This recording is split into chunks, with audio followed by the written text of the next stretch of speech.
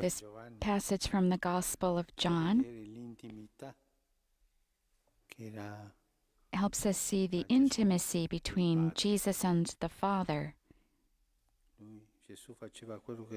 Jesus did what the Father told him to do. And because of this, he says, "He who believes in me believes not in me, but in the one who sent me." And then he specifies his mission. "I, the light, have come into the world, so that whoever believes in me need not stay in the dark anymore." He presents himself as light. Jesus' mission is to enlighten the light. He himself said, "I am the light of the world." The prophet Isaiah had prophesied this light.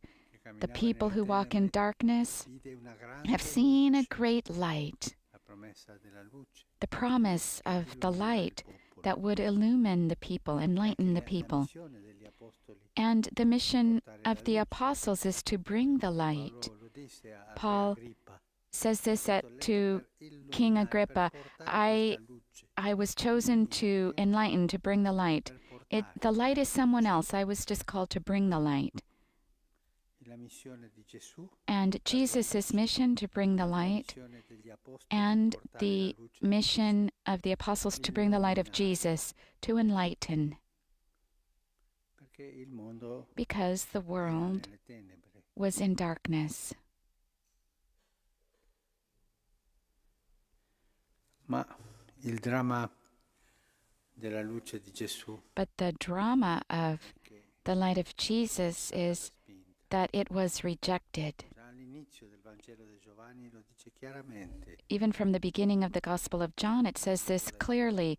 He came to his own, and his own did not receive him. They loved the darkness more than the light. To accustom oneself to the darkness, to live in darkness,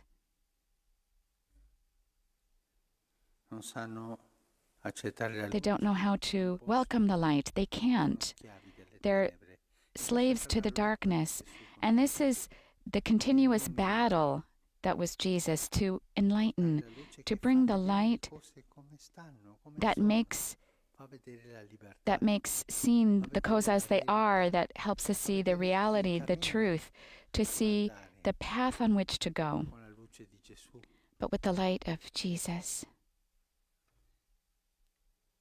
Paul had this experience of the passage from the darkness to the light.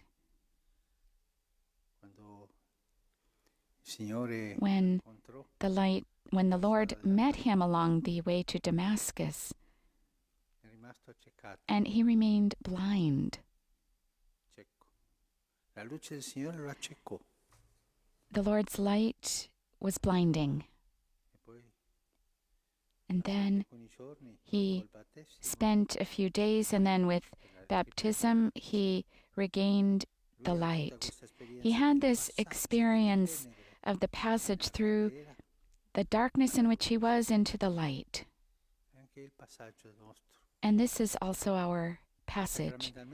Sacramentally, we received that in baptism, and because of this, in the first centuries, baptism was called illumination or enlightenment, because it made one enter. And so the ceremony of baptism, we give a lit candle to the mother and father, so that because the girl or boy, the baby girl or boy, has been enlightened, Jesus brings the light. But the people, his people, rejected it. They were so accustomed to the darkness that the light blinded them. And this is the drama of our sin. Sin blinds. and we can't tolerate the light. We have sick eyes. And Jesus says this clearly in the Gospel of Matthew. If your eye is ill, your entire body is ill. If your eye only sees the darkness, how much darkness you have inside of you. The darkness. And conversion is that passage from the darkness into the light. But what are the things that make our eyes ill? The eyes of faith. Our eyes are ill. What are some things that draw it down and blind them? Vices, worldly spirit, and pride. The vices that bring you down. And even these things, vices, pride, and a worldly spirit, they bring you to associate with others in order to remain secure in the darkness. We often speak about the mafia. It's that. But there are also spiritual mafias. There are domestic mafias. Always trying to find someone in order to cover things up, in order to remain in the darkness. It's not easy to live in the light. The light makes us see many, many ugly things within us that we don't want to see. Vices, sin.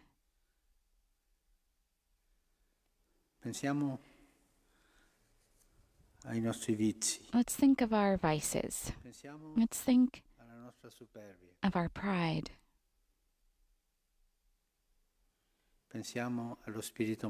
Let's think of our own worldly spirit. These things blind us. They distance ourselves from Jesus' light.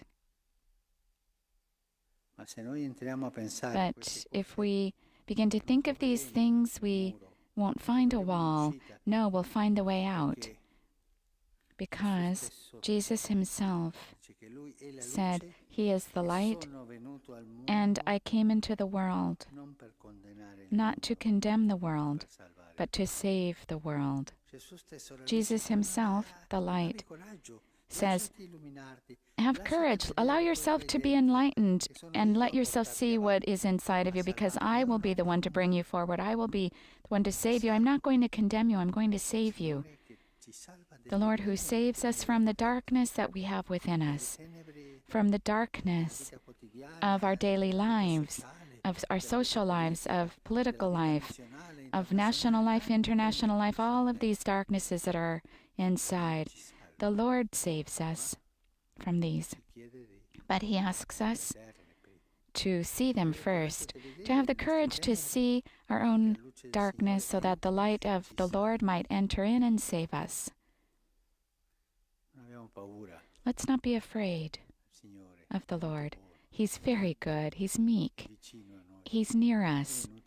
And He came to save us. Let's not be afraid of Jesus' light.